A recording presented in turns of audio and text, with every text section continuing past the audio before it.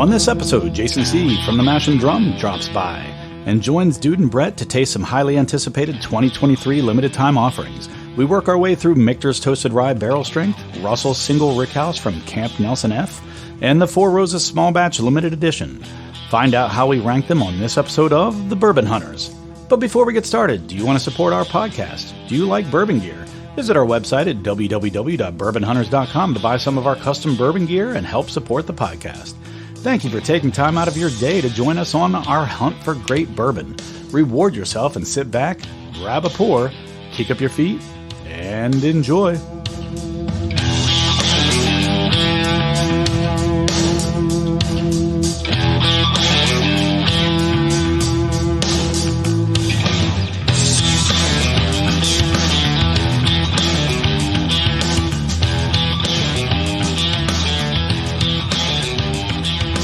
Welcome to another episode of the Bourbon Hunters. I'm Drew Poor. I'm joined by Brett Ryan. And Tyler's not here again. And instead, in his place, we have Jason C. All right. So, I call it Bourbon Hunters 2.0. It's an upgrade. New and improved. It's an upgrade. Yeah. Back and better than ever. And we're back. All right. All right. So we've just got a hodgepodge of goodies today that Jason has graced us with. Do we ever?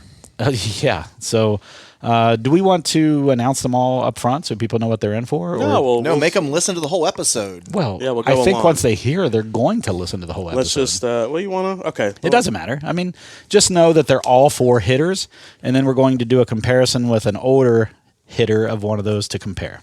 So yeah, I'm just trying to think what order to do these in. I think what we should do is probably do the two rye heavy ones first, and then go into the two the older bourbons, I should say. So let's start off with this one. Oh. I was excited about that one too. Yeah, I was excited that you didn't drop it.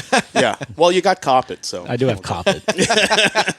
That's a lot scary when I do that in my whiskey room. Right. Yeah, with the wood floors. I'm like, you better catch it. All right, so this is the brand new Four-Gate Kelvin 60. Now Four-Gate they're an NDP. They source pretty much older whiskeys, but they're known for doing a lot of stuff. They have a lot of, in their releases, Kelvin Cooperage, Kelvin collaboration. They work with Kelvin Cooperage a lot to do all these crazy things with different barrels. I'm going to interrupt you for two things real quick. Yep. Just for the audience, NDP, non-distilling producer. So they're not distilling anything. Right, so they're sourcing barrels. Yep. However, that was one thing. Second thing is, holy shit, does that look dark? That does look really dark. And a crazy dark. Is that like a dark rum in there? Or?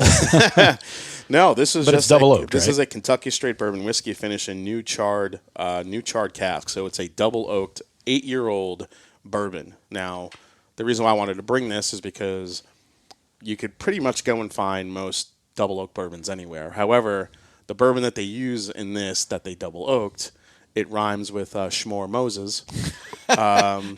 You can't really find anywhere. So that's what makes this bottle so unique. So there's a comedian that you just emulated there. He's dead now. I think it's, I can't remember his name. I'll come up with it here shortly while you're pouring. There you go. But he had a skit that he was like, I can't tell you what the name of the airline, but it was an American airline. or we'd say, I can't tell you the airline, but it rhymed with Wantinental. And then there was a Fred, I said the joke, but there was a Red Lobster skit that he did about lobsters. And, he's like, when you go to a steakhouse, there's no cow tank. But he was talking about, he said Fred Robster is what he said. It rhymes with Fred Robster. I do that a lot on my channel when I'm talking about sourced mash bills. Yeah. Like from Bardstown Bourbon Company. How does this compare to everyone? I think I'm pretty even. Oh, you're good. You. Now pour as much as you want. I got another bottle of that coming. So. Oh, well then, jeez, yeah. Enjoy. Well, pace yourself. We got some more I know, stuff. That's why I was like, do I want a tad more? Do I not want a tad more? I am this is currently unemployed. I don't have to get up first thing in the morning tomorrow. Schmore Moses is one of my favorites. So. It is one of all of our favorites. I would say that we're very big fans. We're all of big Schmore Moses. Schmore Moses. This nose. Isn't that crazy? You've had this previously, I'm assuming? Yeah, I've had this a couple times. I had it for the first time. We went to Bourbon on the Banks a couple weekends ago, which was a lot of fun. Got to try that there for the first time. So they had it there, or you? They had it there, and Four-Gate was kind enough to send me a bottle to do a review on. But I'd also bought one before. I knew they were going to send me a bottle review, which kind of sucks. But I got a backup, and I'll probably give that away. I'll probably do it. I'll probably add it to my fundraiser at the end of the year because it's a really unique bottle. It's the only issue with Foregate that a lot of people don't like that it's a $200 bottle. Well, what's interesting to me is I've heard you mention, and you even brought it up today when you were talking about this bottle, but always wanting to taste a Four Roses double barrel or double oaked or Schmormoses, double oaked or whatever. So this is interesting. So this will be cool. Yeah, it's a way for you to to try it. A what if type of thing if they were to ever do something like that. Because I do this little segment on my YouTube channel every Wednesday night called bottle like whiskeys I wish existed. Yeah. Oh yeah. And one of them was the Elijah Craig Barrel Proof Rye. The other one was the Woodford Reserve Double Oaked, but at cask strength. Oh, that would be good. And the other one was I did the Four Roses Single Barrel, but I called it the Dark Rose, and it was a double oaked Four Roses, and I'm like, we're never gonna see it, and then here it is. So the other one's a Michters. What was it? American whiskey cask strength. Yeah, but we requested that directly to Dan. That could possibly happen. That could happen. That could be in the works right now. Like, hey, guys, know. why have we not done this? Yeah. They might be saying that right now in a room behind closed doors. They might be discussing it. So on the nose, it does come off very schmorschmozy. Mm-hmm. It does, but it's also got a very good sweetness underlying, I think. Yeah. I get some fruit in here. I don't know if you get any Now, obviously, we don't know hair. we don't know what recipe it was or anything. We just know it's 8 years old. Did you say hair? Hair. Oh. Yes, like, hair. It smells like burnt hair. I was like, what? No. It doesn't smell anything. I might get your beard out of there. Yeah, there's like a pear or like an apple. Candy apple. Yeah, I was gonna say like a green delicious apple. I know that's oddly specific. Yeah, there's definitely like a crisp, like light fruit, but I'm getting something like super sweet also, just kind of underlying everything. I'm getting a lot of that apple still. Yeah, that extra oak, man, really it's nice. All right, I'm going to dive into this, and then I want you to talk a little bit about Bourbon on the Banks. I've never been. Yeah. I was talking about possibly going this year, and then of course I got rift, and so I just kind of haven't really been doing much of anything as far as that type of stuff is concerned. Yeah, this is an interesting nose. It's almost like evolving on my nose as I smell. Yeah, more it does. of it. It does open up. It definitely evolves in the glass, and from sip to sip, you start picking up some different things too. Which, if you guys listen to me, I love. Yeah. I love when something tastes like what we primed with tonight. Yeah, you don't get that. I mean, you get a good taste, but it just it fell flat with each drink. Where this does not fall flat with each drink, right? that spice just holds. Holy cow! Yeah, just like more flavors start to present themselves. I just love the what this does with the combination of the beginning bourbon and then what that double oaked. Are you getting like a leather, tobacco, oaky, and which makes sense with a double oak type of thing? But sure, it really has a unique finish to me, but it's very tobacco heavy to me. It's not a bad thing. It's like the when I go back to chewing the nose, tobacco type of thing. I can get some of that like age. For me, this isn't specific of tobacco or leather. It's just kind of a generic like oak age. Mm-hmm. I'm definitely getting oak for sure. Yeah, but there's like there's like a Swedish, not Swedish with a D, but sweet with two E's and a T. Sweetish, tobacco-y kind of oak finish to me that just lingers in the back of my throat. And I don't know if that's something you guys are getting, but... Do you know how long this was in the second barrel? Is that like anything that was shared? They normally don't finish for very long because that's just the way Foregate does stuff. They don't really want to allow that second maturation to overtake the base bourbon. Yeah. However, with this one, I do think they did mention that it was finished for, I think, one of their longer finishes. So that could be... I would guess it was knowing a little them, longer. It was anywhere between 6 to 8 months. Okay. Damn, there's a...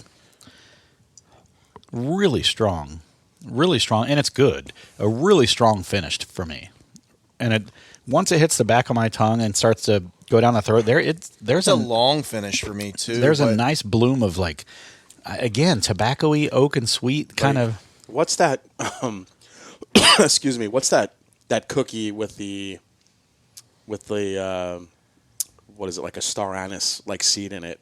Like a little bit of like a licorice, almost like a black licorice type flavor. Maybe that's what I'm getting. Almost like I that don't black like licorice. and I don't get that, luckily. No, but see, that's the thing. I hate black licorice. I do too. I do too. But I'm talking about maybe it's like a fennel seed cookie type thing I'm thinking of. It's more of like a natural type flavor that I'm getting. And I do get that sometimes with Schmore Schmozes. This has a great tongue coat, too, for me. Oh, like, for It's sure. like the back of my tongue. It just coats and it lasts. Are we not supposed to say Four Roses, or are we just having It's a good just time fun, saying man. that? It's just fun to say I mean, that. it is more fun to say Schmore Moses or Schmore Schmozes, whatever. Whatever, just change it. Yeah, every time. Just Yeah, make but it something different. I get that rye spice, especially Yeah. from being Four Roses. You get like that tingly spice that it has. I mean, I would like venture a guess maybe this could be a K type. Like an OESK or an OESK or a BSK. Yeah, 'Cause it's that's got what I was that- going to ask if it's you got knew that- what the I don't know. the but recipe that's was. what I was guessing when I was trying it because it has such a rich spiciness to it. Get out your kit and we'll go through all of them. That was a fun episode, by the way. I really enjoyed I listened doing to that. That was pretty cool. Did that one come off okay? I actually tried to do a little bit of you on that one with some history and some No, yeah, you telling about the recipes and yeah. stuff like that. I also just listened to the Buffalo Trace lineup one, which was hilarious right in the beginning. Well, that's a repeat episode. We did that one in 2020, I think. Oh, okay. I think it January was- 2021. Because I was on vacation, I was out of the country, and Oh, We so you couldn't, like- so you we couldn't record, so re-released it? I did. Yeah. Oh, okay. And it's Got already it. it's already almost the same amount of hits as the first time we released it. how was our Japanese whiskey episode doing?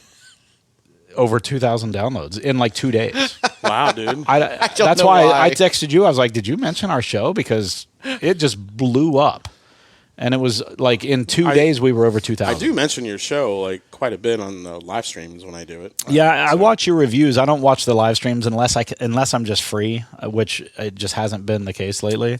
I know, you'd think I'd have more time. I like this one a lot. I do Yeah, too. this is really The good. finish really on this good. is so good. It's so good. The tongue coating, it's a long finish. This is great. Yeah, I mean, honestly, minus the price tag, if you can swing the price tag, this is definitely. I always say Foregate doesn't have a. Now they released a bottle called Triple Oak along with this one, which was a bourbon that was aged. Then they threw it in a new charred oak cask, and then they threw it in a toasted cask. Oh God, So, that sounds amazing. Triple Oak. I mean, they could be overkill, but Yeah, but it's actually not amazing. It's Oh, it's see, I was gonna okay. say it could be overkill. Yeah, And if you actually, if I would have brought that bottle, see, you guys, as soon as you saw this bottle, you saw how dark it was. The Triple Oak you would think would be Even as darker, dark or yeah. even darker, and it's actually a lot lighter than that, which is weird. Well, maybe it's younger, and maybe they didn't second oak as long. Yeah, char. I don't know, but it just, I'm like, yeah, see, this one isn't worth it to me. However, this bottle, this Kelvin 60, I think is just really good. It's just, Foregate, I always say the Kelvin collabs are always worth it if you liked finished bourbons, because Foregate does these like rum combo, like rum and sherry, or like sherry and brandy. They do all these different like random combinations in the finishes, and they always just work amazingly well. This is probably the first bottle I've come by in a long time that's not a Kelvin collab bottle that I think is actually worth it. So, But it is a Kelvin release, right? well, it says Kelvin 60, but it's not deemed the Kelvin collaboration. Meaning they probably just used Kelvin Cooperage barrel. Yeah, they use Kelvin Cooperage. Okay. Yeah. And 60 is, I believe it's their 60th release. That's where the 60 comes from. All right. Yep. So what do we want to do This is next? really good. And before we get to it, talk a little bit about Bourbon on the Banks. Yeah, this is my first year at Bourbon on the Banks. Bourbon on the Banks is done in Frankfort, Kentucky. And basically, Frankfort, right near Buffalo Trace. Frankfort, if you've never been, I know a lot of people just go there to probably mostly I go to worked there Buffalo for like Trace. 6 months for school. Did you really? Yeah, there's a hospital there, and Yeah. I'm drawing a blank on the name. It may So just be like you're saying Franklin. the capital of Kentucky has a hospital? They do. It's That's a small interesting. hospital. Yep. An interesting And, idea. Who would've thought? I worked at that hospital for 6 months doing clinicals when I was in school. Cool. And I probably drove past Buffalo Trace, God knows how many times, and Yeah.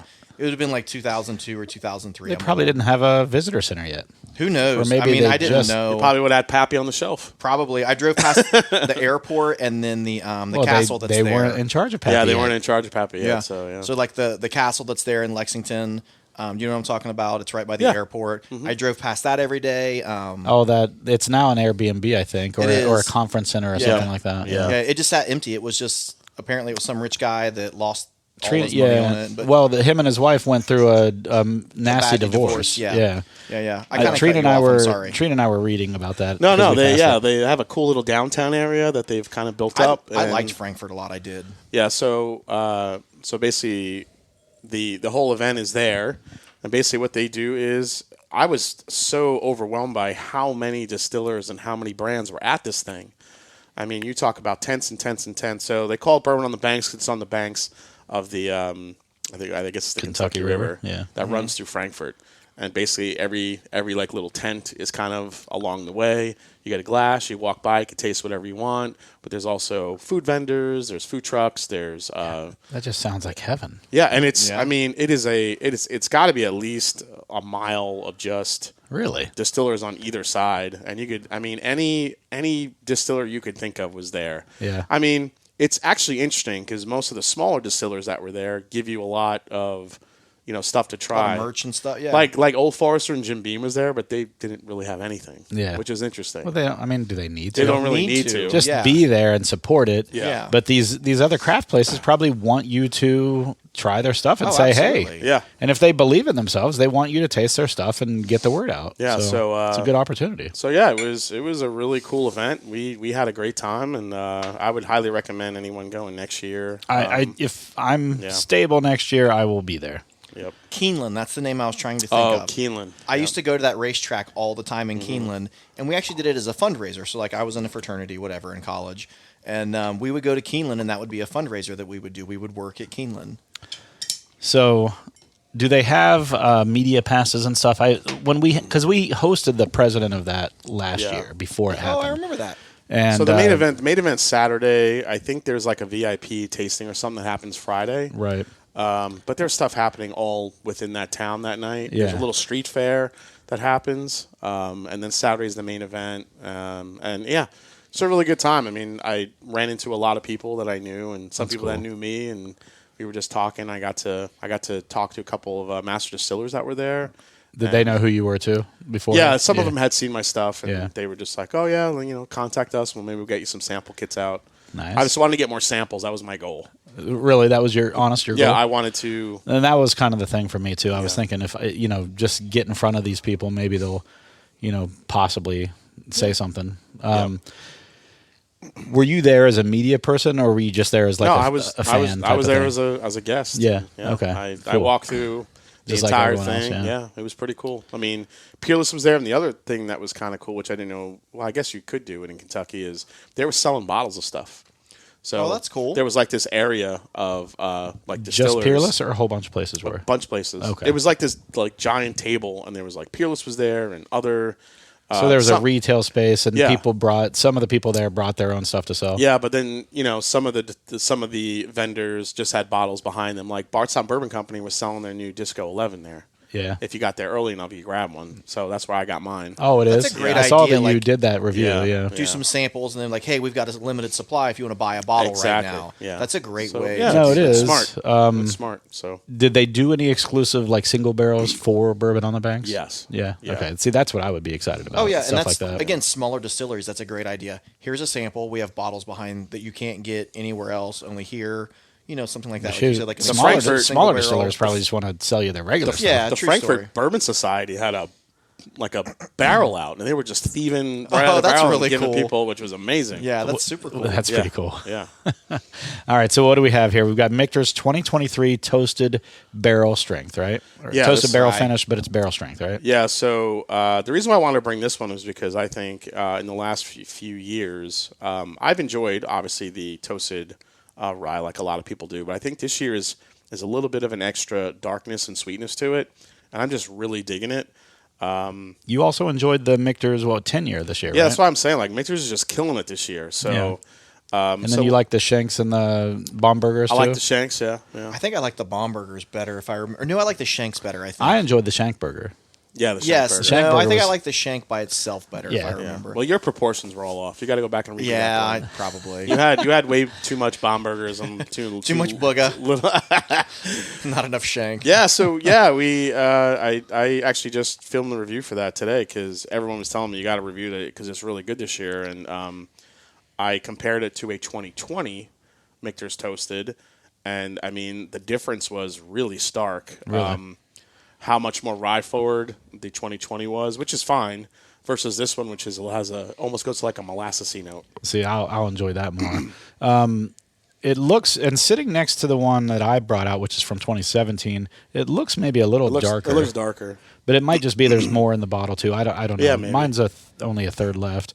I did want to compare it because I really do enjoy the 2017 that I have. We've done it a couple times on the show, and I just wanted to compare it. So that's why I brought that out.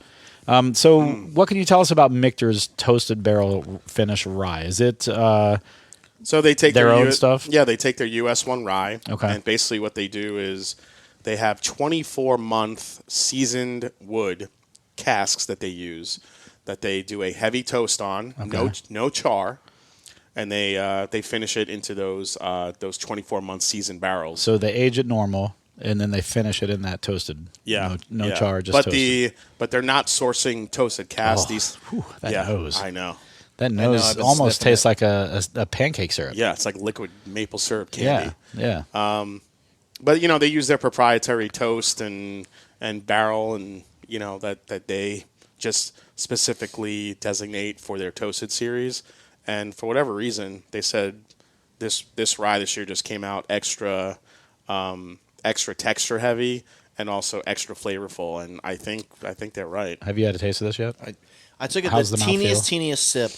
Because you're a texture, you love mouthfeel. Oh, texture. no, I when I do. hear texture, I think mouthfeel. It had a great tongue coating. You can tell it's a rye. You know what I mean? You can tell it's definitely a rye. Like there's nothing hidden in there.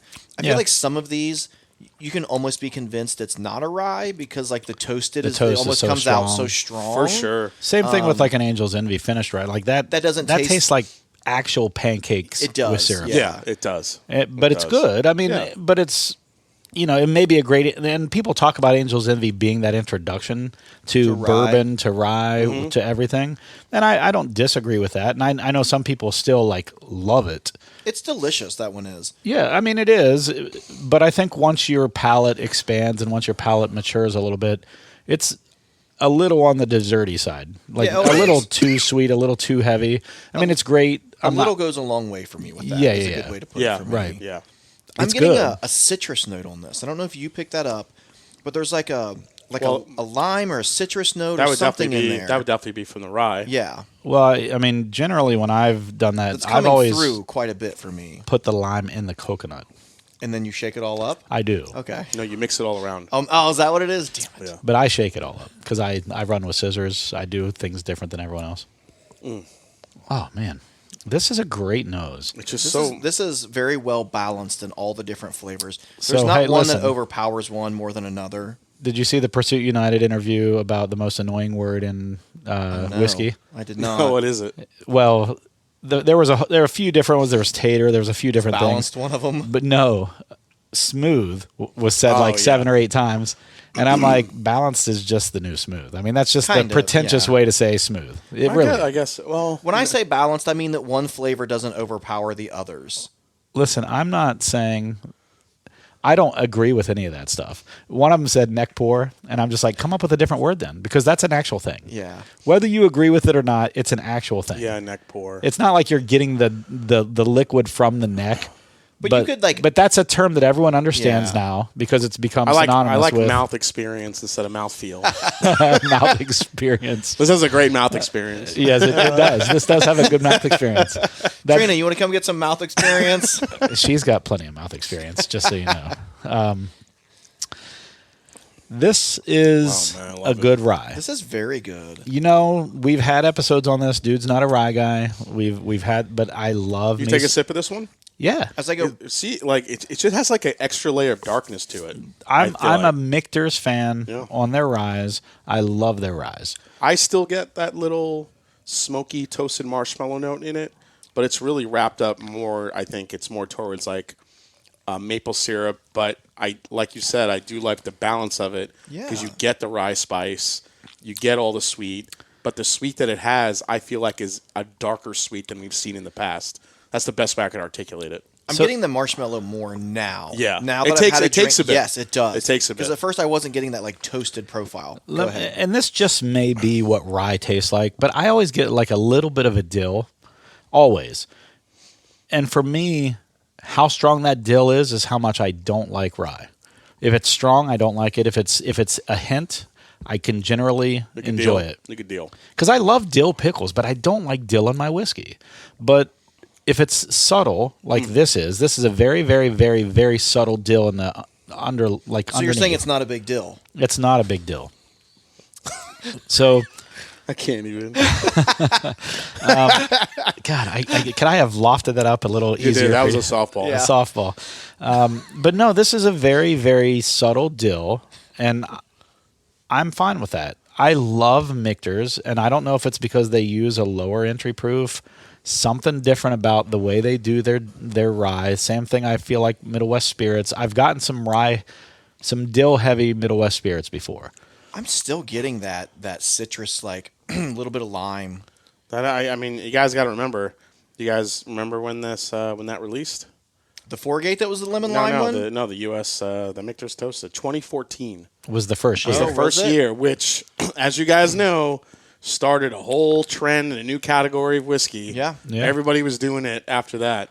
Well, and I've got a 2017 here, so that's only 3 years into it, and it still hadn't picked up 100% by then. Exactly. So that was still kind of a new, and I want to taste that immediately next. Yeah, you should. Just so we can compare. I'm probably going to rinse and use the same glass so I can save those other two glasses. Yeah, we can do for that. the other things in there. Yeah, because the other one we're going to try next. I need some fresh glasses for that. Yeah. There's a water beside you on the right.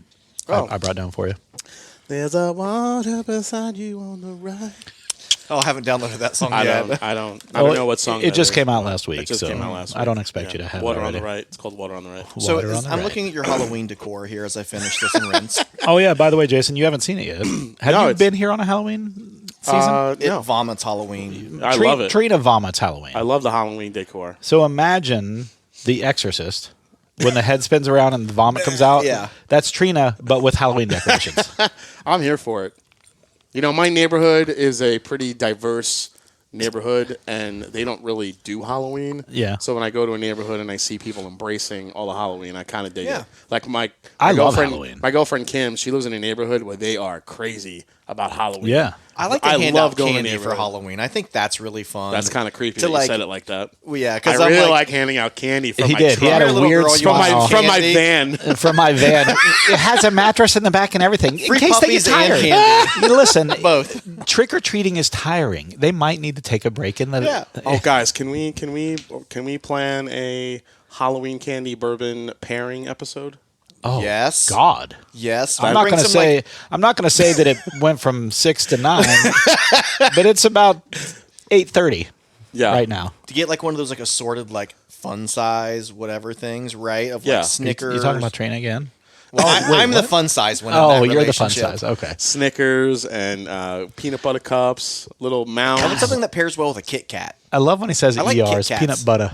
Yeah, that's what I mean. Like it becomes an AH. Let's get a little plethora of candies. Honestly, that's a great fucking idea. It is. It really is. Now, here's the other thing. I saw a meme the other day.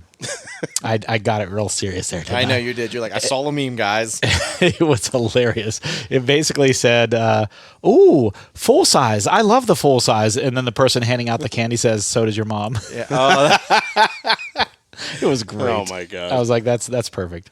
One of my favorite bourbon tastings I've ever done, and it was the first time I went on the bourbon trail. We had the chocolates. We went to Lux Row, yeah. And Lux Row did a whole thing where they paired all these different bourbons with chocolates. Mm-hmm. And I guess again, I was a pretty novice Green Hornet stuff at that point, and I was like, "Hold on." Got a little excited on that. Christ on a cracker. Yeah, that's a big cracker too. And I really, really enjoyed that, and. Whatever. That's fine. You're driving, I'm not. Yeah.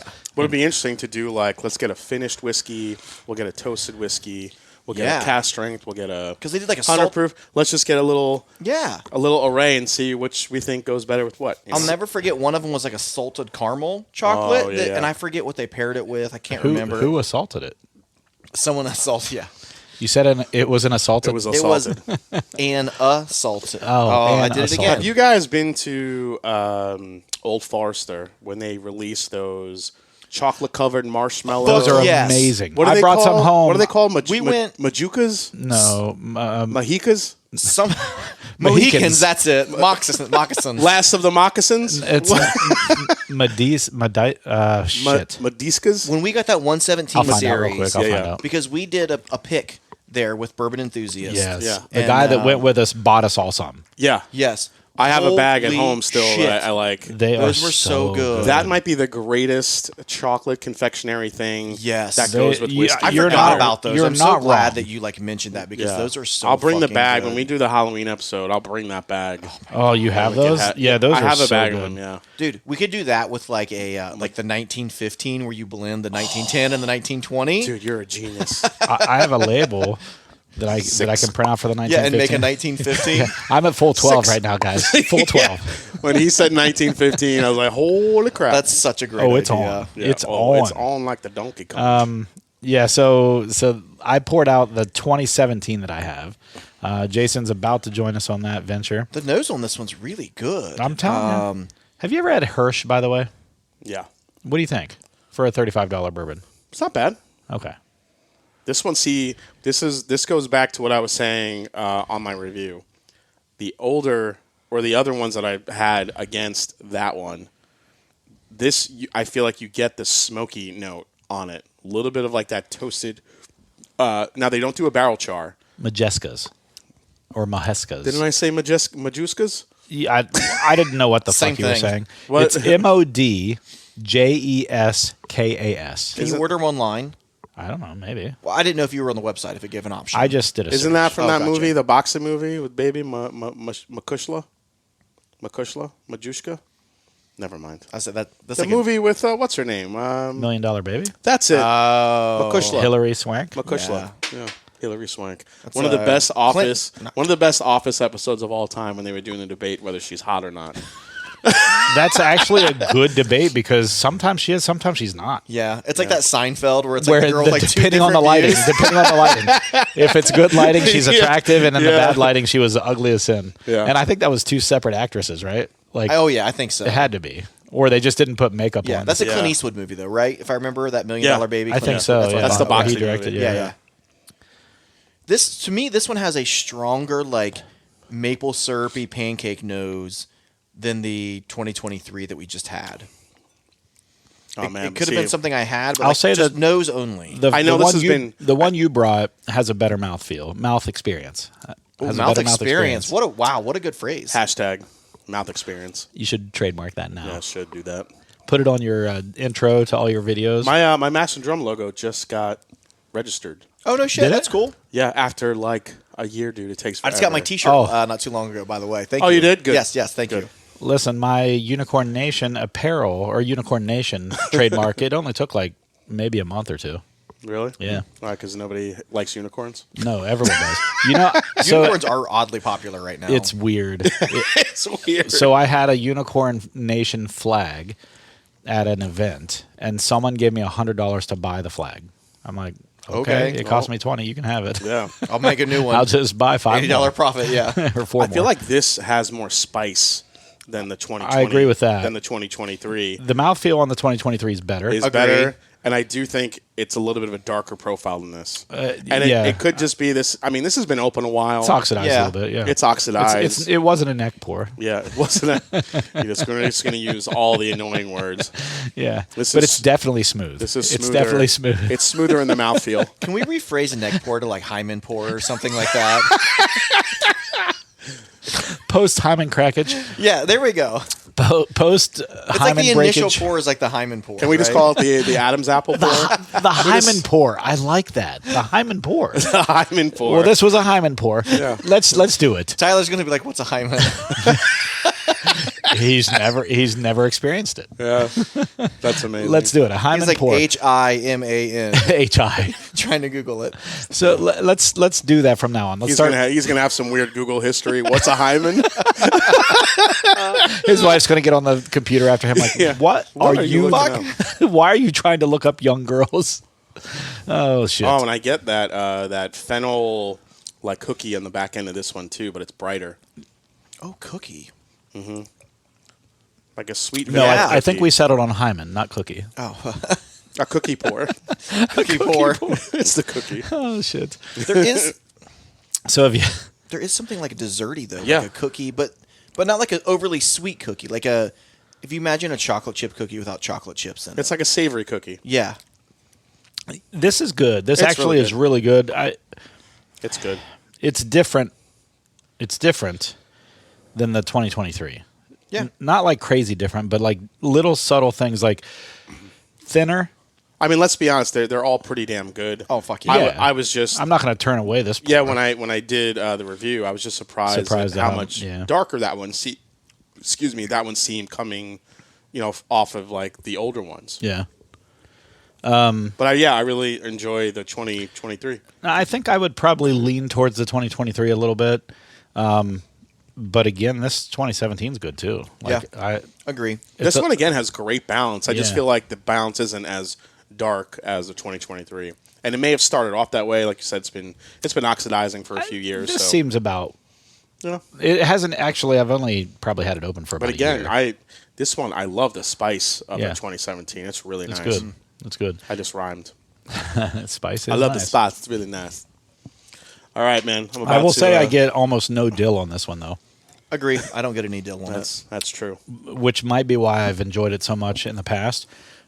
The 2023 was light dill, so I was still fine with it. Jeez, you were just tossing these around like I got a little bit of a I think Tom moved Cruise for me just right now. I got a little Tom Cruise cocktail flashback there. Yeah.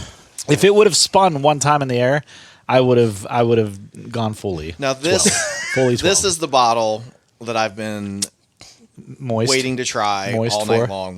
When you first told me we were trying it, I'm like, holy shit. This is one of my favorites. No one else can see what you're talking about. This means they're not gonna turn the podcast off, right? Audio it's the only. Anticipation of like, what is it? What could it be? Yeah. Guys, I'm not kidding. If you should see this right now, you should see it. It's amazing. It's beautiful. It is actually beautiful. It's one of the best looking bottles I've ever seen. Oh, this is amazing. All right. Stay tuned. All right. Introduce. So what we have here, guys, is failure to communicate. What we got here is you turned it British. Where did that? That's what it sounds like in the beginning of the song on. Is it British? On whatchamacallit? He's not British, but he just kind of. He's just very very formal and like Queen's English without the accent. Yeah, there's a song on it's the Guns N' Roses album. Use Your Illusion. Use Your Illusion 1 or 2. I don't remember which one. Where actually the song starts with that speech. Mm-hmm. Yeah. No. I mean those albums are amazing. Yeah, I know. I still have them on freaking. I tell you what, man. Fuck yes. Knock It on Kevin's Door. That's a good one. Mm-hmm. Kevin's Door? Who's Kevin? It's a joke. We had a buddy in high school named Kevin. Instead of knocking on Heaven's door, we would like knocking on Kevin's door. I had a friend named Dwayne, and Milli Vanilli, it was Blame It on Dwayne. So I had the whole high school singing, like, Blame It on Dwayne. That was what we sang. All right, guys. So what we've got here is Russell's Reserve Single Rickhouse, the 2023 limited release Camp Nelson F. Yes. Now, imagine the Penguins, baby. That's what I'm doing right now. Yeah. Camp Nelson F is one of the more highly regarded Russell Reserve, or I should just say Wild Turkey warehouses. It sits low, closer to the river in Anderson County, over there where Wild Turkey sits. And they feel that the airflow coming off the river there is what kind of gives the Camp Nelson Rickhouses the kind of those funkier flavors that's a little bit off profile, a little bit off traditional to what people are used to with Wild Turkey. Kind of like the Tornado Survivor. Yeah. No roof. Yeah, except actually true, not a made up story. Is that a made up story? Really? No, it's a real story, but I don't think it did anything to the bourbon. Oh. It was a nice little whatever. Anyway, marketing ploy. Yeah, of course. Fair enough. So this is supposedly 10 to 15-year-old barrels. Okay. From Camp Nelson F, blended together to create this bourbon. Now, this is a $300 retail bottle. Wow. Which is, it's pricey. They did Camp Nelson C last year. Right, I remember that. And that's a Rickhouse that has been decommissioned. They couldn't save it. There was just too much decay. Too much. So if you got the Single Rickhouse last year, Camp Nelson C, that's probably going to be the last thing that ever comes out of C. I mean, most likely. But this, in my opinion, is wildly just better. Just better than last year's. For context, what was the age of this? 10 to 15. What is a normal Russell's release generally span? It could get 9 to 11 if you're lucky. Okay, so we've got a little extra age on this. A little extra age on these. Right. But, again, really the selling point here is the Camp Nelson F. Because people went crazy for these barrels. Yeah. I mean, I know any Camp Nelsons I've always heard people get excited about. Those are always ones that I'm always Camp Nelson to D, grab. I remember Camp Nelson D was a good one. When I and then what did we get? Camp Nelson E? We got E. Yeah. Yeah. And that was freaking phenomenal. Yeah, so let's you have a second here. bottle of this at home, right? So I can do an extra hefty. I don't have a second bottle. Extra hefty pour of this one? Nope. So built in the 1940s, the Camp Nelson Rickhouse F sits lower than its peers on the Camp Nelson grounds, overlooking the Kentucky River. For this reason, the Rickhouse has long been a favorite in the distillery's private barrel selection program. These are center-cut Rickhouse floors 4 and 5 of the 7-story building. Oh, that's good. I like center cut. I like middle of the Rickhouse. That's always a good place for me. 117.6 proof here, and again, only 3. It's a $300 bottle. And right? The smell of this. Fucking fuck. Here Jason comes again, bringing me bottles that I'm never going to get, so that I can just sit there and be like, cherry explosion for but anyone else?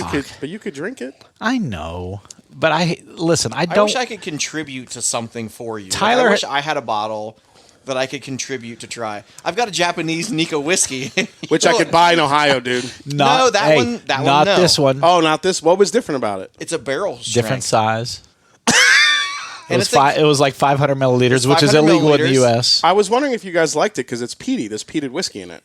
It actually wasn't over peaty. Okay. It was actually not bad. Good. I love the bottle because it looks like an old medicine bottle. It does. And does it still have the little silver screw? It did. Nice. It was did. super cool. And that's what I meant to have you send me a picture of it because I forgot to take a picture. I've been terrible at taking pictures of what we do. So back in 2018 when I started the Mash and Drum, that was one of the first bottles I ever reviewed. It was. Oh, really? It was pretty good. Cool? Because Nikka from the Barrel at that time had just come to the United States, and I'm like, I'll try. I've never had Japanese. It was literally the first Japanese whiskey I'd ever tried. Yeah, it was good. Yeah. The peat on it was not a bad peat experience, and I even remember. You remember? I even said I thought I'd got a little peat from it, but it wasn't. I said the same. It wasn't overwhelming. It was just enough. It was good. This is cherry all day, like Luden's cough drop. Cherry, like medicinal. But cherry. I get cherries, and I get those honey. So I get dates. I get honey. I definitely get honey. Yeah, on the nose. Honey, cherry, raisins, and dates. Oh, raisins. Yeah, raisins. Ooh, raisins. That's a good one. Yeah. Yep. That's right. Like when you open up that box. Sun-Maid. But yes, I was getting ready to say that. When you open it up, that little burst of nostril assault. So when you guys try this, I'm going to ask you to do one thing. When you take a sip, don't swallow it right away. Keep it right in the front of your tongue. Yeah. And just feel the magic happen.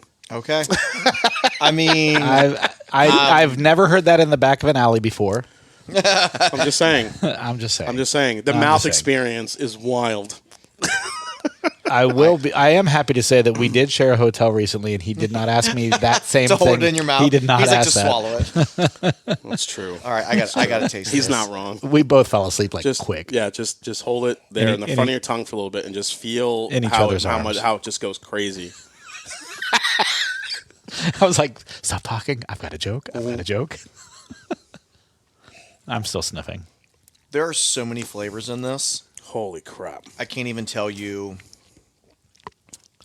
Number one, first and foremost, is tongue coating. This is one of the thickest tongue coatings. It's like you poured maple syrup in my mouth. A lot of mouth experience talk here from tonight. from like a viscosity standpoint. Just saying. It's not a maple syrup taste. Mouth experience. It's getting awkward. Hashtag mouth experience. But in the best way possible. Oh my god. Dude, how good is this? This is good. This is all the right spice. I'm glad we started with the Michters first. Yeah, we had to. That's why I feel like I want to kind of start with the 4-gate because it's definitely rye heavy. But it was good. It was really good. There was a lot of tobacco and oak in that. This is now getting back into what I would consider my wheelhouse. This sweeter bourbon notes. And it is sweeter, but it's also not sweeter. Like there's a spice to it, and there's a richness to it. A richness. That's good. Complexity. Yeah, there's a complexity that I feel like I could sit with this bottle all night. Meaning tonight. Leave it here. I'll top it off with water in the morning. So this gives me flat cherry cola syrup vibes. So no fizz. No fizz, but just like he was talking about how cherry thick and rich it is. Yeah. Just take cherry cola syrup. What would cola? What kind of flavor would that be? I don't know. It kind of borders on molasses, but not as dark as molasses. There's a lot of cane sugar and stuff.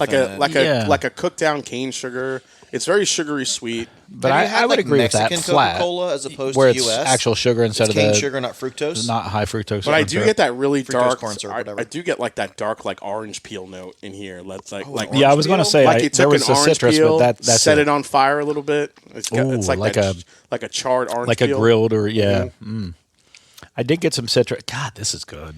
So you said citrus, which I'm going to derail for a quick second. We'll come back. Oh, finish in the citrus too. Yeah, like it's citrus a little bit on the front of the tongue. Sorry, Brett.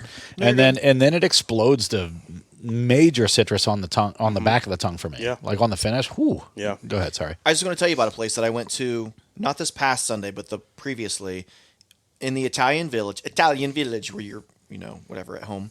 What? There's a Italian Village, whatever, mozzarella. Margaretti. It was a decent attempt. I love how he just says a random cheese. Your home mozzarella. Mozzarella. Papa John's. Italian garlic butter sauce. Donatos. All right, go ahead, Brett. It's called the Daily Bar, and so I'd never been to the Daily Bar. They don't do food; they only do drinks. And they had this Sunday special. So your first drink's $1 off. Your second drink's $2 off. Okay. Regardless, so your third's $3 off. Fourth one's free. Anyway, they had a Buffalo Old Fashioned. Hey, a Buffalo Old Fashioned. Hey. That was my response to. Listen, I can't get any more erect. Hey, that's why there's a pillow on your lap to hide it. It is. Yeah. So I said the same thing. What's a Buffalo Old Fashioned? I'm like, is there I would buffalo assume sauce it's in an this? old fashioned made with buffalo trace. That's my guess. Or is it buffalo mozzarella? Yeah. So they milk the buffalo and then they churn. No, it's a old fashioned made with buffalo trace. And they call it a Buffalo Old Fashioned? Is it a male buffalo? Because that's not milking. Well, yeah, it's a buffalado. No. Buffalado. And he was like, everyone gets so upset that we make old fashions with buffalo trace. And I was like, that's the point of buffalo trace. It's a great old fashioned. It's a mixer. It is a great old fashioned there. They even tell you at Buffalo Trace that Buffalo Trace is a mixer. Yeah, no, they do. I agree. And that's what I told him. But it was a great old fashioned. What made me think of it, you said the citrus note. They put like this big like orange rind in there, and it blends well with that. Yeah. Listen. Best old fashioned you're ever going to drink. Guess what I'm going to say? Your kitchen. No, I don't know. No. Well, I mean, I've actually. I know where he's going to say. No, you Pearl. don't. No, it's not the Pearl. Nope. No, that's Is it High Bank? Because High Bank makes it damn good. Not they make a good It's at a distillery. Smoked old fashioned. It's at a distillery. It's not Castle and Key, is it? Nope. Maker's Mark. I just said Maker's Mark. Oh, but was that the? They put in an orange. Is that like the orange marmalade one? Orange marmalade, old fashioned. Yeah. They put cinnamon on the actual cinnamon on it, like not cinnamon shit, fakey shit that you don't. Yeah, like. I don't like that.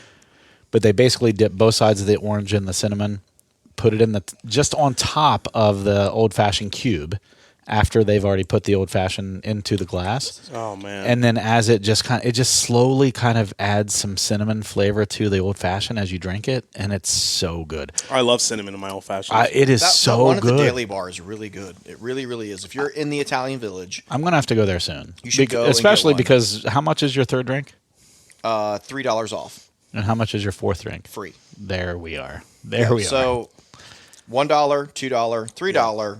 and then free, which is cool. Well, that's not bad. You could do 4 drinks. You know what I mean? Yeah, and then drive home, operate heavy machinery. Well, we all don't drive a Tesla that can drive us home. I don't have the FSD. I don't know. Oh, FS? I don't know. I don't know if that's the acronym. Are you guys getting that honey we were getting in the beginning? Are you getting it on the finish too? Are you getting the honey? I am getting honey now. Go back to the nose. But I think some of that is a blend of honey on the nose now. Because honey's very thick and viscous, right? If you could imagine like eating a spoonful of honey, it's not obviously as that viscous, but it has that thickness to it. Yeah, I get what you're saying. Oh man, this is just so good. This is so delicious. Good. So here's the real question. Being that there are so many good Russell's picks nowadays that you can get for about $80, that's the problem. Would you want to pay? Would you want to pay $300? I wouldn't. Listen. I don't know. I'm again cutting you off, Brett. No, you're okay. I don't know that I would. Sorry. It came out kind of like lumbled. I don't know that. This is excellent. This is probably top tier of all the Russell's picks I've ever had, but I've had Russell's picks that are close to as good as this. Close to it, exactly. So for $80, $79. That was my point last year with Cam Nelson C. I'm like, this is not worth it. You can get a pick probably better than this. This one, however, but it might take you 3 picks to get to that pick that's as good as that, and then you're spending the same amount of money. No, the Cam Nelson C from last year. I think you can. I think I have picks. I think the K that we did is better than that. You know what I was saying. I know, but however, this one, I feel like you're going to need to really try some to find Russell's picks or something close to that. Yeah. So this reminds me of we did a tasting. Tyler won a Russell's 13 and a Raz. Oh yeah. And I forget what the retail might have been 300 on it. 250, 300. I can't remember. I don't think retail's 300 on maybe 13. The secondary. It was the first year they did the Russell's 13, so there was a higher secondary price on it, and so we did it compared to a bunch of picks. And there was a Warehouse K, which Warehouse K is always my absolute favorite from Bourbon Enthusiast. That you actually like better. And Tyler did too. Yeah. And there were two. I think he was a little upset about that. He was just like, he was like, I like the K better. And so it goes back to what you're saying is that there's a lot of these Russell's Reserve single barrels that are as good. I hate to say if not better, but you could say like as good. These are batches from a Single Rickhouse, right? But at the same time, it's not that much different than you find a good honey barrel. Oh man, that one I had Wild that Turkey. One. It's going to become a Russell's pick. Yeah, there's not a lot left in it, and I hate to drink it. But I know. I think I'm the same way. I'm not really sure where they go from here with this one because if there was going to be a Single Rickhouse, I was going to shell out the money for. It was going to be Camp Nelson F. Yeah. I mean, if you kind of give me some other Rickhouses, unless the next one is just some crazy like honey, a Tyrone K, right? Like a crazy honey barrel out of a. I don't know. Yeah, because there's just too many. We got a Tyrone K, right? When we went there, we got a Tyrone K. There's just too many good Russell's picks out there. Yeah, I feel there like are that people are going to want to spend the money on that. You know what that tells me? That they're putting out good product. They are. Yeah, absolutely. Because you've got picks that are as good as their LTEs, or LTOs, sorry. I mean, I think it's an absolutely fantastic. This is good. I will say that, it's excellent. I will say this: if you choose to spend the money in this, you won't be disappointed. No, that's for sure. It's not going to be a slap in the face after you spend whatever the 300. Yeah, it's not going to be a slap in the face. This is easily one of the better Russells I've ever had. Yep. But again, like you said, you might luck out and get an amazing Russell's that was $80. This is one of those things where like blinds, like. You know what I mean? Like, tell the truth. If you put this in a blind with some other Russells, like some Ks, where would it fall in that lineup? That's interesting. We're tasting this after Michters and 4-Gate. Right. So I have 60 something Russell's picks. That's all. That's on. Right. I'm like that's Step all. Up your acquired. Game. Step up your game. I know. I have to do better. Be better, Jason. I only have one Camp Nelson F left because. You drink through them. I got those a while back. Yeah. And they weren't really releasing anymore. And I only really have one left. And it's about, I don't know, maybe about a quarter of it is gone. So 3/4 of the way full. Yeah. And I compared it to that. And there were some similarities, but that one was far richer than the one I had. When you say that one, you're meaning the Single Rickhouse here. The Single Rickhouse. The Single Rickhouse was far richer People than the couldn't one see I had. you pointing to the People bottle. can't see me point. So I just wanted to clarify. So yeah, Brett, he's yelling at me too about I wanted to look at thinking we're on TV. Yeah, I know. I just bought a Camp Nelson. Tyler just picked me up a Camp Nelson, and I wanted to see where it's going to be. Is B, right? I just got a Camp Nelson E. I've had E's good. I've had an E before. Yeah. I've had a D. I've had so it said you had the D. I did, and I enjoyed it. It had a great mouth experience. It was a C and D, and I didn't know what the hell that meant. This was early on in my bourbon enthusiast, very early in. Did it still have CnF in the front? It said C and D. Okay, good. So Camp Nelson D, but I didn't know what C and D meant. I'm like, what the hell does this mean? Yep. And so then I found out there was Camp Nelson and then Rickhouse D. Like I didn't know that, but it's gone now. It's way gone, but it was one of my favorite Russell's picks I've ever had. The Camp Nelsons are really good, but I do like this series. I do like the Single Rickhouse. I hate the price point of it, sure, as most people would, but I think this bottle, for as good as it is, I think this bottle is the true example of Campari has figured out what it has with Wild Turkey, and we could put out a whole mess of special releases at a high price, and people are going to buy it. The next time you're coming on our show, give me a heads up, and I want to bring that Warehouse K that I have. That's like my favorite bottle ever. It really, really is. Okay. Because you always bring so much great stuff, and I hate that I don't contribute as much. So I'm serious, and so I want to be able to like share one of my absolute favorite bottles, and I think that you're going to go nutso over this. Yeah, I mean, I love Warehouse K. It's a bourbon enthusiast. What? No, go ahead, finish. Oh no, it's a bourbon enthusiast pick, right? But I do this to let you know that I want to talk when you're done talking. Oh, okay. You just put your finger. Yes. Okay. I mean, honestly, I just realized that you did a switcheroo on us. What? For the Wild Turkey Generations. So the Wild Turkey Generations we couldn't talk about yet because I don't have enough information because they haven't really done a press release on it. Oh, is it not technically out yet? Yeah, this is something that happens with Campari recently that they're going to put up. That happened with this. When I say this, I mean the Single Rickhouse that we're tasting. It hit markets before they actually announced it because I think there's something with the distribution and there's something with Campari. It goes out to states before they actually do the press release. That's odd. Yeah, so I was able to get this. So they haven't done the press release yet of the Wild Turkey Generations? No, but it's out. I mean, I got it from a buddy in North Carolina. It hit North Carolina before anywhere. That's crazy. He grabbed it for me. What's that costing? That is a $450 bottle. Because North Carolina is actually an ABC control state. Yeah. So technically $450 really retail. Yeah, Have you tasted it? Yeah. It wasn't worth $450. I'm guessing. For those of you not able to see Jason's face, there was a little bit of a hesitation. There was some disappointment. In the face. So here's the thing. So real quick, if it was $100, would you have been disappointed? No. But $450 is just too much. It's tough for me to judge it right now. I had the Hyman pour, and yes. It's evolving. Yeah, dude is just he lost it right now. I am excited. Yeah, I had the Hyman pour, and fortunately, it wasn't. It drank hot. So, if you guys don't know the stats of it, basically, Campari approached the Russells. They said, "Have Jimmy pick his favorite age and whatever bourbon. Bruce and Eddie do the same." Right. So they took their favorite components, and I do believe it was like a 9-year from Jimmy, a 12-year from Eddie, and I think a 15-year-old from Bruce. And then they made a blend that actually tasted good. So they blended those, and that's why it's called Generations. Yeah. It's in a Master's Keep style bottle, but you don't get the box. It's just the bottle.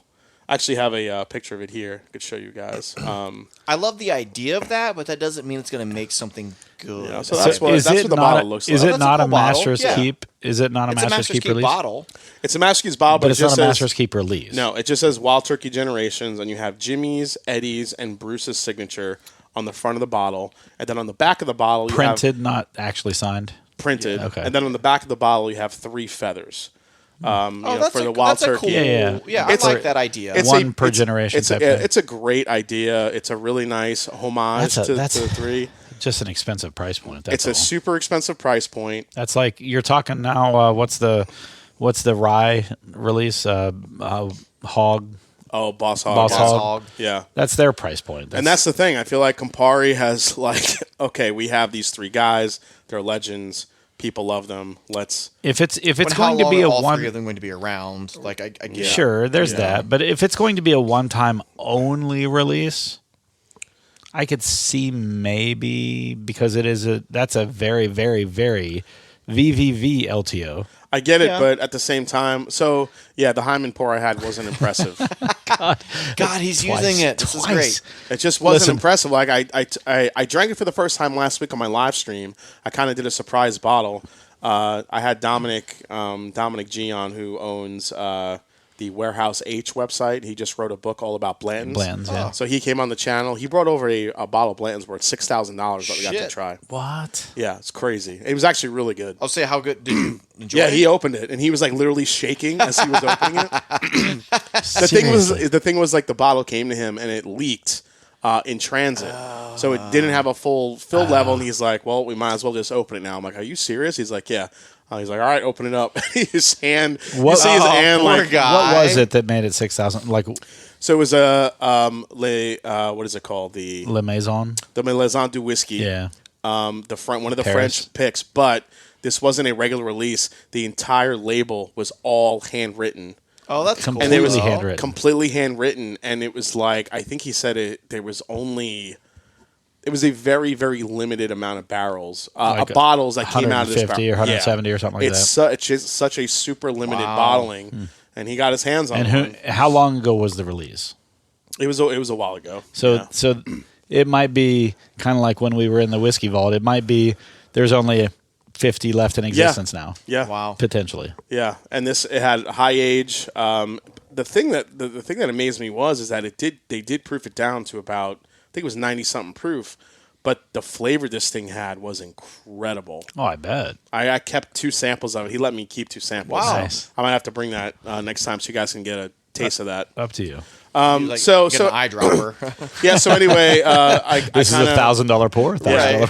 So I took out the Wild Turkey Generations. I let Dominic kind of get a taste of it because he was kind enough to open that bottle. I'm like, all right, let's taste this thing, and I'm nosing it. And I'm like, so it's 120 something proof, if I remember correctly. All those ages are in it, and it drank hot, and it just didn't have. It didn't have like the viscosity. Proof? Yeah, it didn't have the viscosity and like the flavor punch that this does.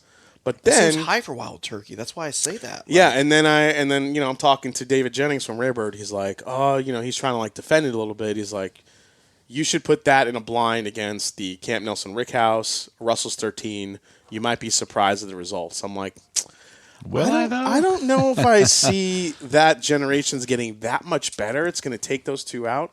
So I think we're gonna do that. Do that, yeah. I mean, I'm willing to come and be on that episode if you need me to. I'm actually trying to get Bruce on for it, so it'd be cool. That's cool. I mean, Bruce. I've met Bruce. Yeah, we go back. You guys go way back now, way back. Yeah, just I really want to bring this because I mean, obviously, I know you guys love Russells. Oh God, we do. No, I appreciate that so much. This is so good. That's why I want to share that one Russells that I love so much with you because I know how much you like Russells as well. Yeah, I'm all 60 picks can't be wrong. All right, so we have set the stage for what I'm probably tied for most excited. The Russells was probably... I was more excited for the Russells, I won't lie. I'm equally as excited for what's next. Equally excited for what's next. Well, I would definitely get a fresh glass, have a little water, because this is a completely different experience than what we just had. Everybody listening, we are about to try the Four Roses limited edition LE barrel strength small batch 135th anniversary. It's a mouthful. So this is from 2023, and it is a combination of 3 different mash bills. 3 different recipes. OBSV, OESV, and OESK. Yep. So those are the 3 mash bills that are included in this. And I did some research. When you told me you were bringing this, I did some research. I was like, he's not one-upping me on this one. Do you remember the ages? So it's... Don't look at your notes. No. I know. Cheating motherfucker. I know there was up to 25 years. I think the youngest was 12? Yep. Yes. 12, 14, 16, and 25 years old. Wow. Of those various recipes. Yes. Now, the only recipe that had the high rye mash bill is the OBSV. The OBSV. Okay. Which was, I think that's the 16 or the 14. But oh, really? Yeah. Oh, that's kind of exciting. Yeah. So this is the first time I've ever had the LE Four Roses. No, you've had it at his house. You had one at my house, Yeah. but that was in the midst of having a lot of other stuff. Okay. Yeah. I was probably drunk and me still having COVID tongue. I still had COVID tongue. I must have, yeah. So you weren't going to get the Did same I drive flavors that time? separately. Yes. Let's edit that out. All right, so here are the proportions. 5% of the OBSV is the 25-year-old one. Yeah. All right, so that's the 35% rye mash bill. OBSV is the 25-year-old. Is the 25-year-old. 5%. And it's 5% of the blend. No, it's still significant. 20% of the blend is OESV. That's the 16-year-old. Also 20% rye mash bill. The 35% of the blend is in OESV as well. Okay. But that's the 12-year-old bourbon. And then 40% of the blend is OESK, which is 14 years old. Now, OESK is the baking spice That's the spicy recipe. one. Yeah. Now, for context, which one is in the Shelfer 100 proof single barrels? That's OESV. OESV. Yeah. Okay. Which is the low rye mash bill. There you go. There you go, buddy. I'm so fucking pumped for this, man. I know. I have a good grip. I promise I won't drop this. Well, you're all right. All right. I'm holding on to a bathroom break that I've been waiting for like 20 minutes, and it's going to wait a little bit longer. I know. I have one, too. That was perfect. I don't want too much. All right. I do want too much. Well, I already reviewed it, so you guys can, you can pour. No, I want a small. I love. So just to break this down a little bit, the Four Roses limited edition 135 anniversary is the bottle's beautiful. It's the normal bottle shape that they do for their limited edition. They did roses. I love the. They did redesign it a bit, but I was going to say it's got the new redesigned Four Roses stuff to it, but it's also got the neck. The neck tag that says 135 with the Four Roses on it. It says 135 anniversary, established 1888. Right? Am I reading that right? Do I need to read? Yeah. this? So it's 130, but that is the 16th release of the LE. Yeah. Yeah. And then on the front, there's like a stamp of the 135 Four Roses limited edition. This is a great looking bottle. The embossing, I love. Yes, don't you love those roses that are embossed? And if you look at the back of the bottle, each bottle is hand numbered, I should say. Oh, I didn't pay attention. Oh, wow. Yeah. So I mean, everything you're doing is just preventing me from pouring out my glass. So the nose on this. God, you're missing out on the nose. Wow. Oh, did you do that on purpose? No, I did not. I've got a Four Roses Mine's a Glencairn. Generic Glencairn. There's not even shit on mine. There was, and it just fucking. Yeah, dude just went full Hyman. I did. Now this is close to a Hyman pour. It's close to a Hyman pour, but we're past the shoulder, so that's good. I reviewed that bottle today. You went hefty, and it was a. No, I did. You went heftier than I went. And that was only the third pour I had taken in the review. So you guys are getting this is pour 4, 5, and 6. Okay, all right. This is like 4, 5, 6, 7. Yeah, just so you got know. a little 6.5 over there. I did. Yeah. I got to the bulb. You're all good, man. Of the you're in the bulb. That's why I want to share something great with you. You always share so much good shit. He does. He always brings over stuff. Like I wasn't even expecting him to bring anything today. He goes, "Why don't I just bring over some goodies?" I'm like, twist my arm. Yeah, like honestly, I was like replying with one hand on text and the other behind my back. I'm like, yeah, sure, all right, yeah, whatever. What are you bringing? I can't even decide what's in the. You know, I hope this is where it's going to get in the feels. We're going to get in the feels here. God, you say it every time. I don't need to hear it. I'm just saying. I understand. You're welcome to just come here and just hang out. You don't have to bring anything. But I love sharing this stuff with and you I guys. Appreciate it. It's not about the whiskey, man. It's the people you share with. Damn straight. Because I just like promoted your show. I'm just saying. I don't get the chance to share it enough at my place. So when I come here, it's like, oh, I'm bringing this. I actually like look around my house like, what can I bring him that's going to blow him away? Excited. I do. I feel like you get excited. And I have this box. I'm like, I'm going to stuff it with such good stuff. So when you came, you rang the doorbell. Yeah. And I looked on my ring and I saw you holding this box. I'm like, fucking Jason. I was like, here he is with this box. Yeah. Here he is. Yeah. All right, let's nose this. I know you started nosing it already, but let's nose it officially. This is so complex. There's so much going on. And I get like some honey immediately. There's so many sweet things in this. There's so many like confection, sugar, sweet. Confection. That's a good word for this. I always get these 4 Roses LEs always give me a great punch of like raspberry, strawberry, like dark fruit flavors. But this one, because I think it's got like that 25-year-old whiskey in it, there's also like that sweet tobacco leather type thing going on in the back end too. So it does make an appearance on the back end. That's good to know. I feel like when I take a drink and then I go back to the nose, I might get some of those age statements. Have you had a drink yet? I have not. Okay. No. Yeah, you can just kind of live in the nose for a bit. Yeah, you do. Yeah. The schnoz is living in the nose. Just like the surface area of the schnoz. There's so much like confection, sugar, sweet. I definitely get honey. There's a sweetness, you get honey. Honey all night. I feel. You do. You say you have all night. Well, maybe that's just on my nose. Why did right you now. look up? There was a fly. Oh, okay. There was a little fly. I was going to grab it and it just flew away. I get this mix of like cinnamon glaze, like pears on the nose on this too. So it's like cinnamon, pear, honey. I think it's very baking spice. I do get the cinnamon, maybe some clove. I get a little clove and a little nutmeg too. I said clove right before you. You did. I'll give you that. Damn it. You did. Fuck. Yeah. I love the nose on this. Yeah. The nose is. I almost don't want to drink it because the nose is so good. I'm just like, it all night. Yes. Just I'm going to put it beside my bed and wake up throughout the night. It's not a candle. Drink it. Fair enough. Have you seen that meme that's like, Mia. it's like my love is like a candle. If you forget about me, I'll burn your fucking house down. Oh my love is like a God, candle. that is great. Have you ever seen that? Yeah. That is great. Yeah, if you forget about me. That is so good. That's awesome. That's funny. I've never heard that. That's good. I just did a little Ace Ventura, by the way, if anyone noticed. I did the asshole Mia. Oh, sodomia. Asshole mia. Oh, sodomia. Oh, sodomia. I love that. Man. The original Ace Ventura was so good. This is so rich. All right, here I go. It is. It takes a while to kind of There's figure so much out. happening. Yeah, There's so much on. happening. Oh, fuck me. I get honey. What am I thinking? I get honey on the. Oh God, that finish. Yep.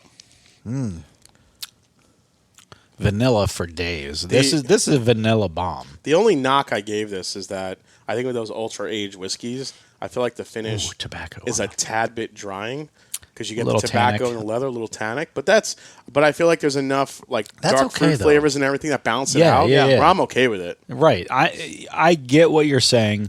There is a little tannic finish to this, but it's not so much that like. Who was it? Was it Mr. Poor? Dwayne. That talked about drying versus moisturizing or whatever, like on the finish. Mm-hmm. This isn't so tannic that I get that drying feeling. Yeah, this gives me 3 stages in the mouth experience. Damn, the mouth experience. Front of the palate. This is what I get. I get just what Dude said. Vanilla bomb, caramel toffee. Ooh. As soon as it hits mid palate, it hits like this raspberry, cherry, like burst of fruit flavor. Maybe a little bit of pear and apple there mixed in as well. Juicy fruit. And then it gets into maybe a hint of citrus as well. But then on the back end, it just goes right into again those ultra aged whiskey flavors where you get the oak. You get the sweet tobacco, a little bit of leather, and again all those baking spices come back on the back end. Like I get this real heavy like cinnamon roll type thing on the very end, which is just delicious. Ooh, cinnamon roll, interesting. So what are you getting, Brett? How are you breaking this down, man? I'm not going to be as specific as you, but there's something. So we talk about like salted caramel, right? And that's a very contrasty flavor. And I'm picking up lots of contrasty flavors in this. Oh, yeah, where like you get something sweet and salty and then something type of thing. contrasts it. Yeah. And I can't pick out the specifics of it, but it's very, very contrasty. I know what you're going for. Does that make sense? Yeah, no, that does. Absolutely. I know what you're saying. It's so good in that way because, again, you know, if you've never had salted caramel, you're like, salt and caramel, what? Right. But the contrast is so good. Or like when they put the sea salt or whatever they put on sometimes on top of the chocolate chip cookie. That's why I think whiskey sours are You so know, good like- because those flavors are so contrasty. But that's what I right. mean when I was talking about those stages of flavors. You can get those. That's what I mean. Like there's just so much going on, Yeah. and Yeah. depending on your palate, where those hit. like you said, you can get it's so all this different contrast all over the place. Yes. Yeah. What were you say, dude? I was going to segue us like 180 degrees in the other direction.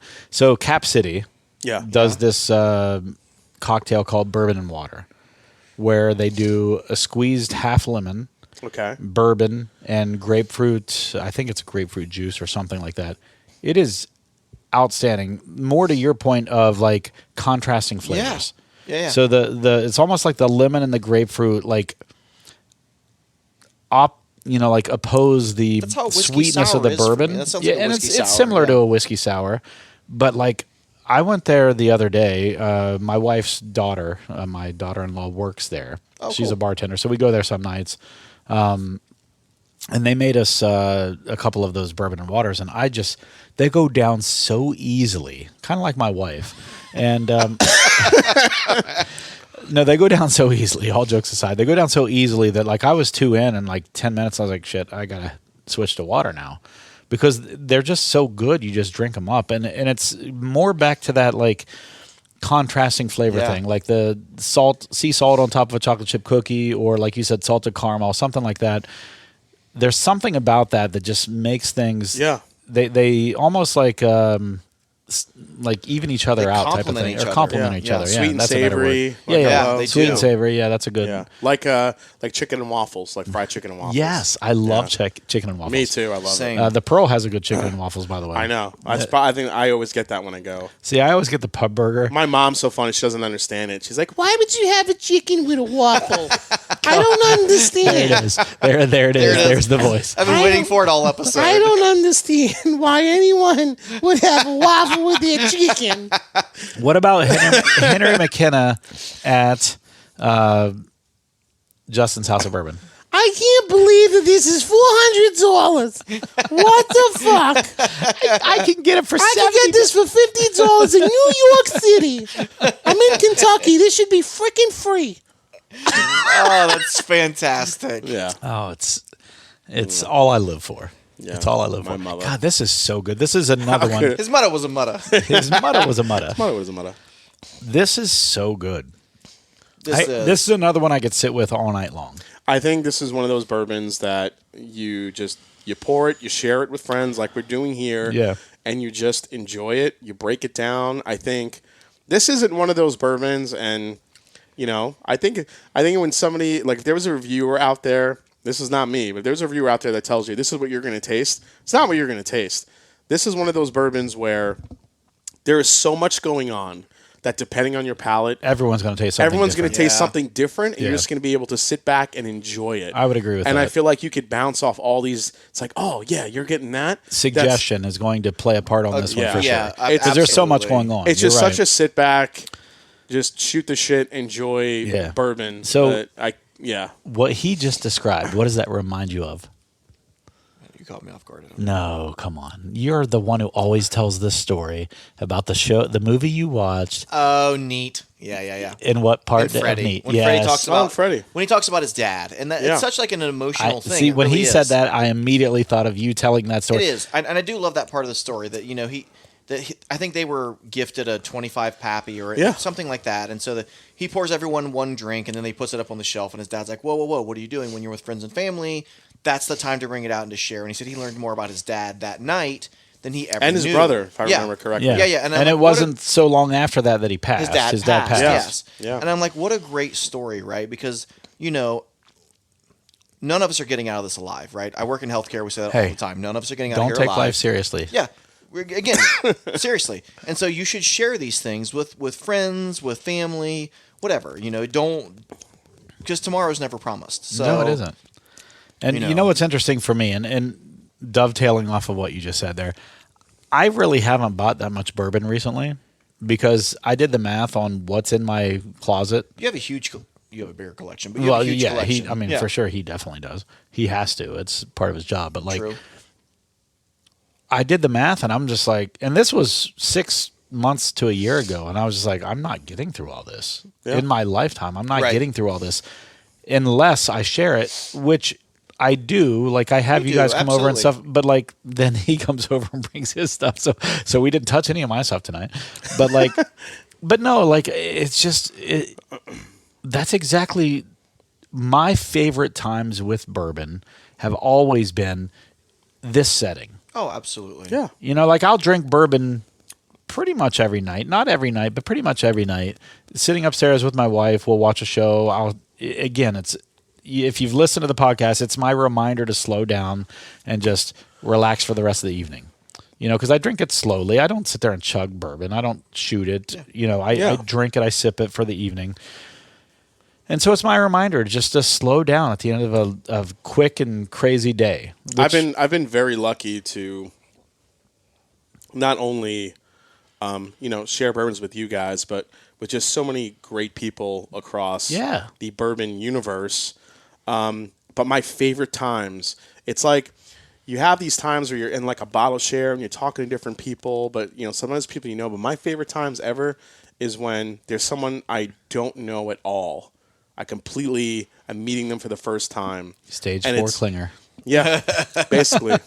and it's someone that like would be completely outside the scope of like what my life is. Yeah. And I mean, maybe it's a different color, a different creed, a different religion, but different country over the bourbon. And we just sit there and we have a common drink connection, yeah. And we everything learn, else melts away. And you learn about each other back and forth and in that moment that person or that group becomes so fascinating. And I think people forget about that, sometimes. Think what I just heard is that bourbon is the denominator of life. It is. This is my idea for world peace. It reminds me of the Seinfeld. Get the world leaders together in a room with bourbon. Yes, it's like the black and white cookie the world from Seinfeld, leaders, right? Just get the United States leaders in a room with bourbon, drink up and solve the problems. So just the U.S. politicians. We'll start there. And once they're on the same page, then we invite the world leaders. Then we invite the world leaders. We'll bring in some Pappy. We'll bring in some Four Roses. Stitzel Weller Pappy. The good stuff. The good stuff. Do you remember the Seinfeld, the black and white cookie? This is the black and white cookie episode. I don't. You remember the black and white cookie? Yeah. I've seen every episode, but I don't remember that. So there's like somewhere where they have these great cookies, and like it's a cookie with like icing, and one half is black and one half is white. Yeah. And he talks about like breaking down barriers. Like it's the black and white cookie, Elaine. The black and white cookie is the bridge to all world peace. Maybe I haven't seen that episode. Oh, you got to watch the black and white cookie. It's all right, I'll have to find it because I don't think I remember that episode. Was Seinfeld not one of the most brilliant TV shows of all time? It definitely was. The way they had like 4 like stories going on at the same time, and then they'd tie them all back together by the end. It's so great. Like, and then you don't realize until the episodes when George is trying to pitch his show about nothing to NBC that it's about nothing. And then you realize they're pitching the show they're in. Then you realize the show is kind of about nothing. Yeah. It's just about weird circumstances that happen. Daily I mean, the show was about nothing, and it was, and then they were pitching inside of the show. It was like Inception. It is an Inception. It's Inception when they get to that point. So a few sips in, when you guys thinking about this, is this your favorite of the night? What do you think?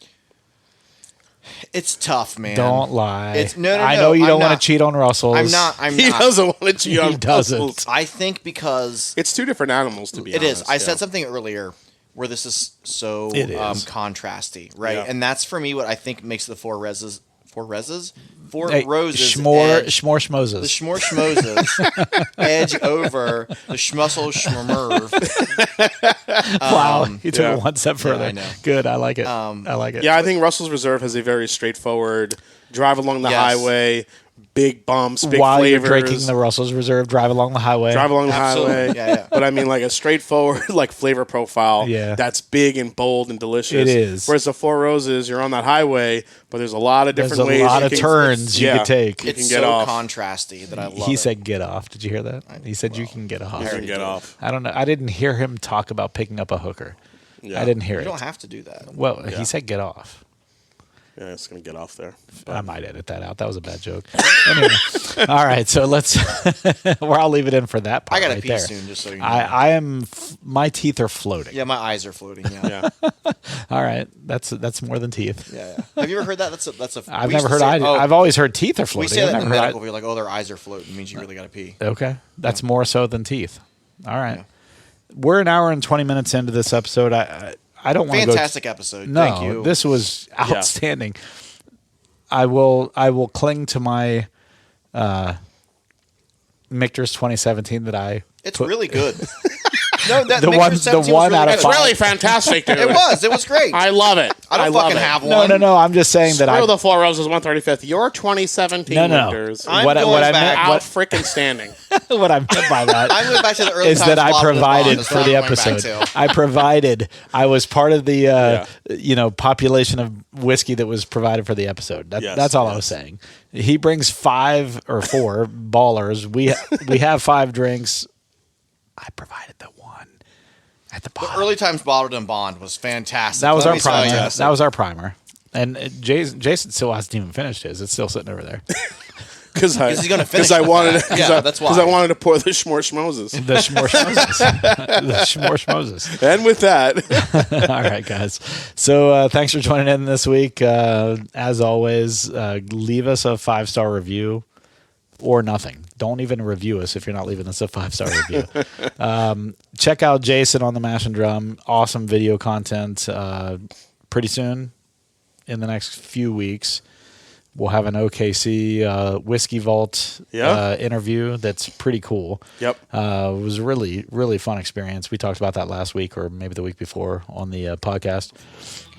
But thanks for joining in, guys. As always, check us out next week when we talk about who knows what, because we haven't figured it out yet. So jump in next week, guys. Thanks. cheers.